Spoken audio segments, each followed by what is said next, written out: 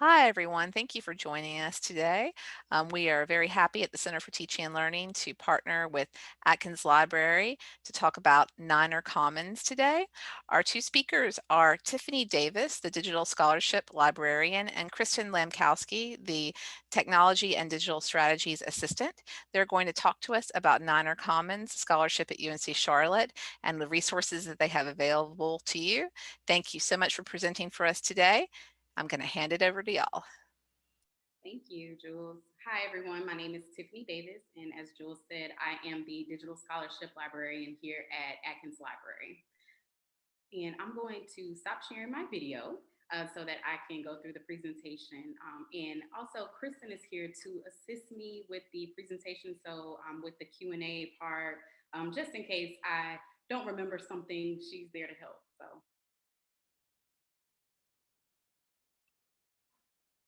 All right. So Niner Commons is our institutional repository for the UNC Charlotte community.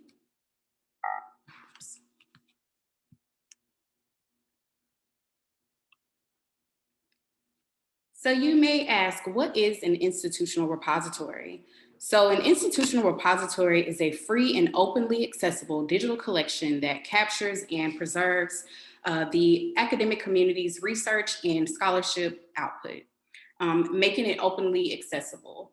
And these works consist of preprints, postprints, theses and dissertations, multimedia, learning objects, and other scholarly materials, but it's not limited to any of these items. The institutional repositories are utilized at thousands of universities around the world for collective benefit.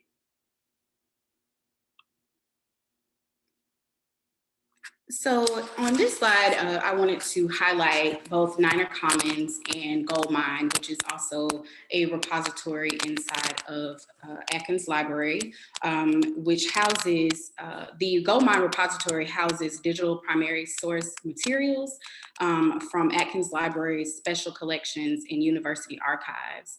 And it relates to to Charlotte's regional history. And so you will see content there like photographs, documents, and history interviews, audio and video recordings that are located in the Goldmine repository. And both Niner Commons and Goldmine are both built on an open source Islandora platform. And UNC Charlotte is a member of the active Islandora development community. What is Niner Commons? So Niner Commons hosts and promotes the scholarly works of faculty and researchers from UNC Charlotte, providing valuable long-term preservation. The collections of the materials in the repository provide comprehensive records of efforts, partnerships, results, and products that advance in individual and institutional goals. It also provides access to the global community.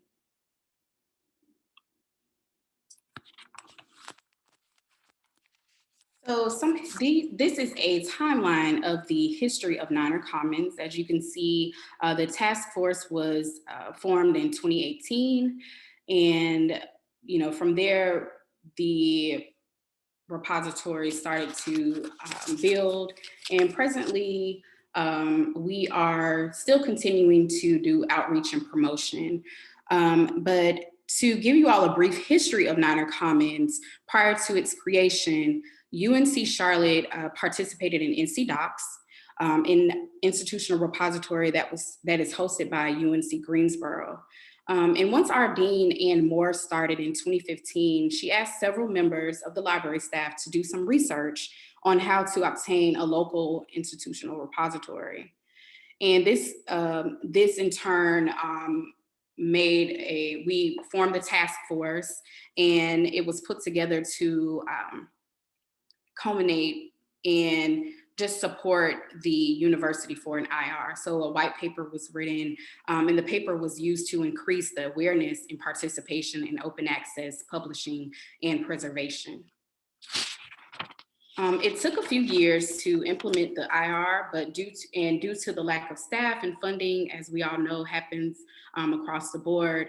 Eventually, the group identified Islandora, and we started to move forward with establishing Niner Commons in the fall of 2018. So, First 49, you may ask, what's First 49? Of course, we took it from the 49ers. Um, and we decided as a group to put out an initiative so that we can get more feedback from faculty members and start to build the repository. So we wanted to bring about participation. So what we did was we reached out to faculty members so that they can deposit their works into Niner Commons. And we called the initiative First 49. And so we wanted to get deposits from the first 49 people that, well, faculty members that decided to put their works into Niner Commons. And the incentive was to give them, to actually put together a scholar profile for them, but I'll talk a bit about that later. We were successful with the initiative. We were able to get about 33 people to participate, and so that made first we were pretty close to the 49, but 33 was perfect for us because we were able to get as many people as possible to deposit their works to kind of get our repository started. And these are just some statistics from the initial launch. So as you can see, it's divided by different colleges. So these are the colleges that did submit their works into the repository. And you can see that a couple of the colleges were more involved than others. So that's why I'm here, so that we can get more outreach throughout the university. So, what can be accomplished by depositing your works into Niner Commons is open access, long term preservation, university scholarship, diversity of formats and types, discoverability, scholar profile page, analytics, and credibility. So I wanted to show you an example of our one of our scholarly profiles. This is one of our librarians, Becky Croxton, who is the dean of assessment, head of assessment. Sorry. So as you can see here, we have a profile picture for her. You can see her ORCID ID. You have a bio here. And as you can see, if you are looking for other people that are within the library or inside of your department or whatever department you're looking to find information from, you can see those names on the side. So you can, kind of browse through their works as well. And right here, it's pretty small, but and I took a little small view from the analytics from the assessment of library instruction for freshman engineering students. That's one of the works that Becky put into the repository. So you can see that as of yesterday, I put this in yesterday, she has 45 views and 3 downloads. So you can see that people are viewing the works, and they are more than likely familiar with the works from the person that we are looking into. So Becky, for instance, you can see that people have been looking to read her article and get information, and also they downloaded that information as well. So, what can you deposit in the repository? We get this question a lot. There are different things that you can deposit into the repository. So, you have preprints, postprints, theses and dissertations, working papers, technical reports, data sets, multimedia, learning objects, other scholarly materials such as conference posters, presentation slides. You can put in possibly, let's see, anything that you may want your classroom to see. You can put those inside of the repository. And if you want it to be seen at a global level, that would be an excellent way to get that exposure.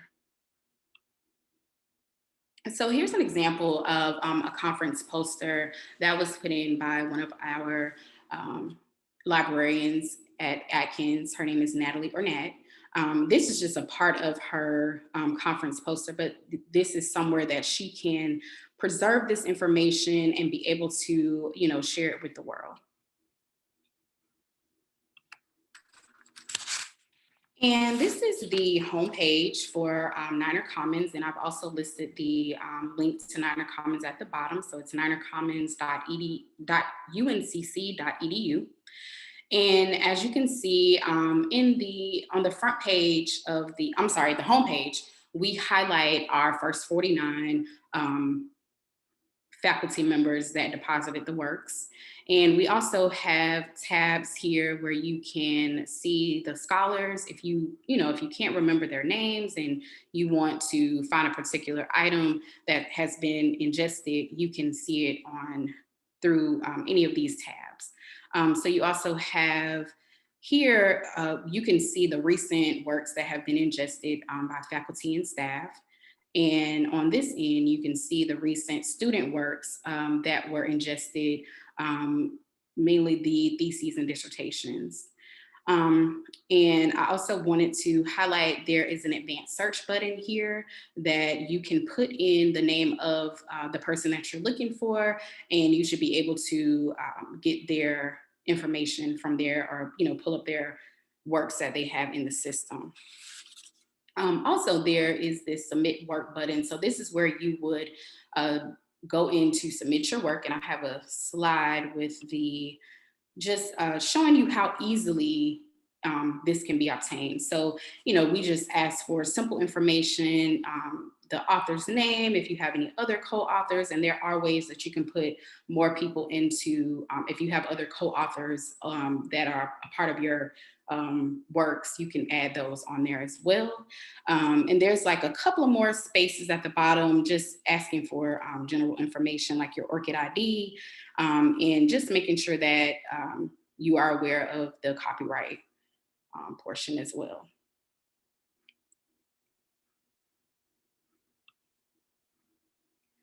So on this slide, I wanted to show the workflow for open access article publishing.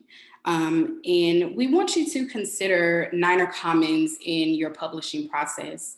So this is just the plan of, the pathways of getting through to the open access article publishing. And as you can see, once you go through the phases, you'll see that at the end, there you always end up at Niner Commons for the most part.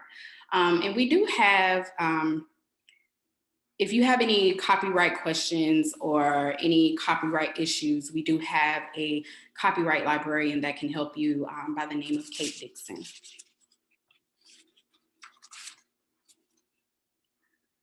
So how can you get involved?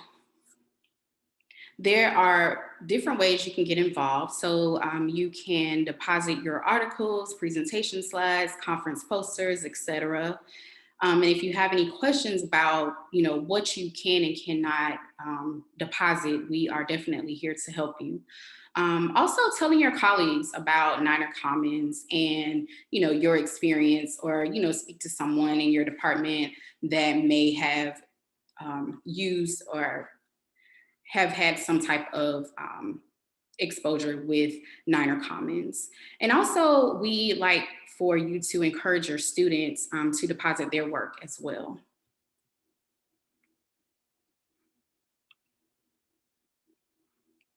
So this is a slide just to highlight some of the resources that you can use to check your work, and for copyright questions or issues that may come up. So you have all of the Sherpas, so Sherpa Fact, Romeo, Juliet, Spark, and you can also go to Atkins library website, and we also have a copyright page that gives you some information as well, and as well as the Creative Commons license website.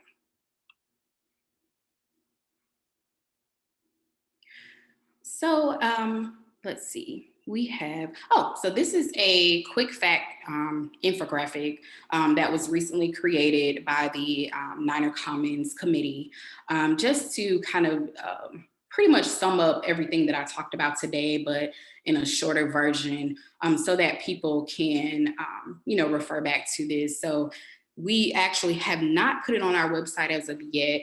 We're working on a couple of more things to add to it, but I just wanted you all to be the first to see this infographic so that you can, just go back to it if you need to just quickly see something for facts or check to figure out, where you need to go to check your work or what you can deposit and what Niner Commons can do for you. So that concludes my presentation. Do you all have any questions that we can possibly answer today?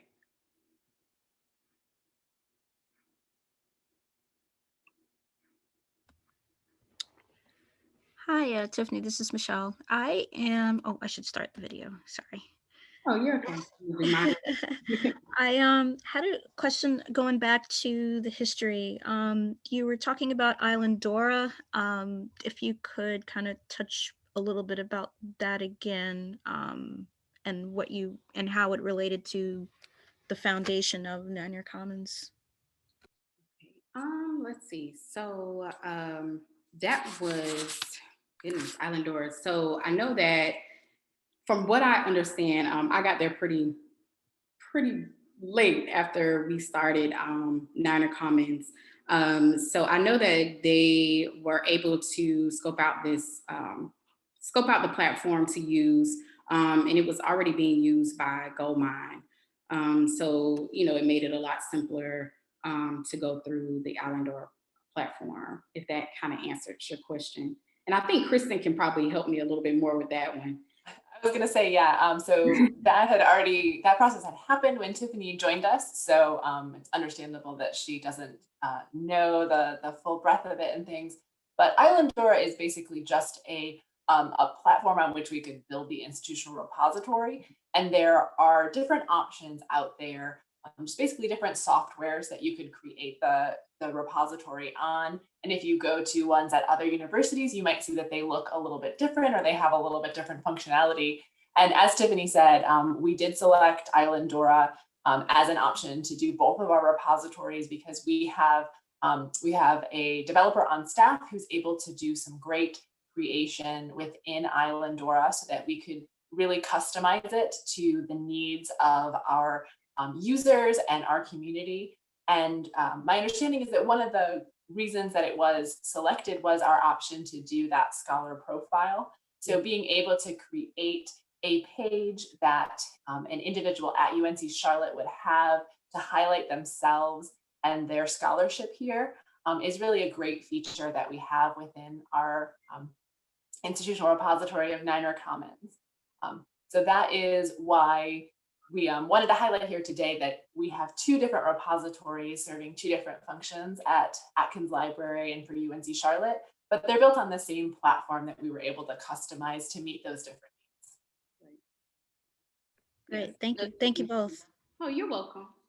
And I wanted to say, yes, so it does give you the ability to kind of, build on your own how you want to create it. So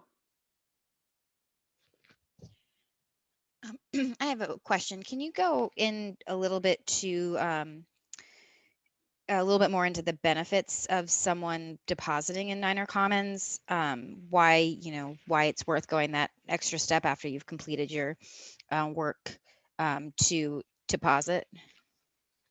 Sure. So once you do that extra step, I think more so for just the global aspect of it. So, that others can have access to your works. The open access part of it is incredibly important because, people, they may find information, but they have to pay for it, or, there's some type of, or they may get information that they can't see all of it because if they don't pay, $25.99 or something like that, they won't be able to access all of that information. So I think it's just a great avenue to, expose your works and be able to have people from all over the world see what you have deposited. And if I can add, Tiffany, One of the great features of an institutional repository over maybe another place where you could store your work is that with putting your work into Niner Commons, you're not limited just to some things that might traditionally be available online easily. So if you're publishing an article, for example, in a journal, you may have a DOI or a link to that article in the journal. But if it's not a DOI, that could change over time. And in Niner Commons, you'll have a permanent link where you'll be able to access it going forward without having to worry if that URL is going to change. And also for those things that might not traditionally end up online, those presentation slides or posters that conferences may or may not make available via their websites, those can go into Niner Commons and you'll have those available to share with people. And also for faculty, things that you're creating for your classroom, those resources that you're creating for your classroom and you would like to be able to share more widely rather than just having it in your Canvas classes or something, you could have it in Niner Commons so that you can share it not only with students, but with other faculty members inside and outside of UNC Charlotte, other people, like Tiffany said, around the world, across the country.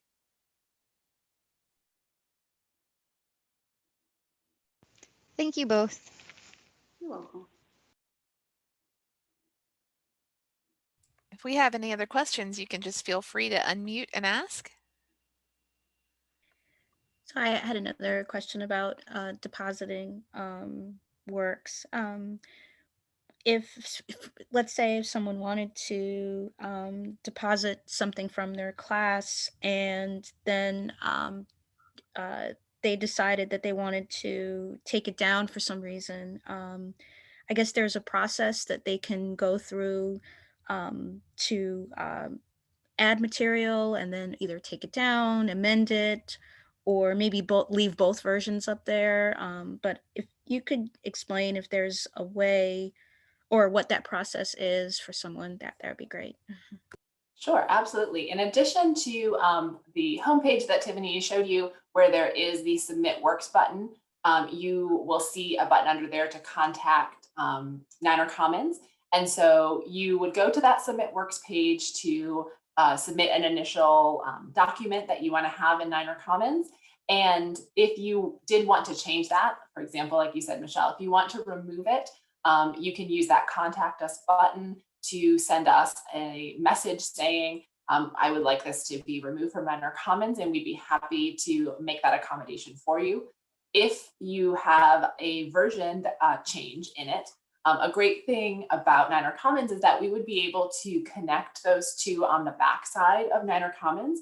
And so if you wanted both of them to be available, we are able to make both of them available and connect them together so that people can see that there was something that you created perhaps like in 2018, and then over time it changed in some way and you submitted a second version of it in 2020, we'd be able to connect those together so people would also be able to see the change in your work over time and reference to both of those versions of the material. And just to kind of follow up on that, is there a limit to or like if someone wanted to share something but then they put restrictions on it, like they only want certain people to see it, like only within UNC Charlotte, or only, I was just wondering if there was that kind of limit. Right now, we don't have any limit like that. The goal of the repository is to follow those open access ideas of making things widely available. The only exception is that occasionally we do have a thesis or dissertation that has a period of time where people don't want to have it available because it may be, for example, new research or something that is developing, and people would like to have it held back for a year or more time, perhaps. We are able to put that, it's called an embargo, onto those items, and we can prevent them from being seen for an amount of time. And then once that time has passed, they would become openly available in the repository. So we can only limit things in that way, but we cannot restrict within who can view them to say just the UNC Charlotte community. It's going to be open to everybody if you do put it into Niner Commons. Thank you.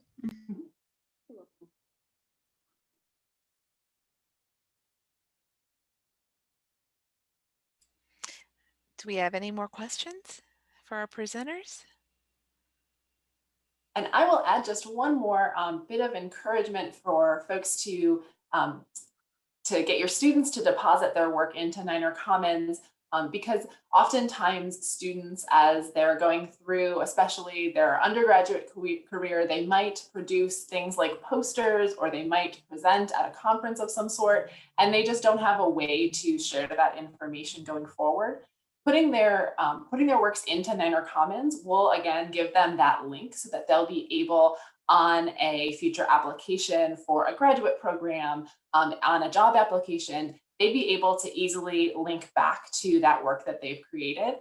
So while this is fantastic for our staff and faculty at UNC Charlotte, it's equally great for our students at undergraduate and graduate levels to be able to put their work in here and have a way to reference back to it when they're wanting to share their scholarship going forward for their career and their future education. Right. You know, and a lot of students may not know that they can, you know, use this platform to put their works out there. So it's very it is very helpful to, you know, make sure that they understand that this is something that they can use as well. So just to clarify that it is open to the public to view it. So if they're no longer a student, they can still go back. Right. Okay. Yes, Okay. I actually had an email probably about a month ago from a previous student that needed to get their work, get the permanent link for their work, and we were able to provide them with that information. So.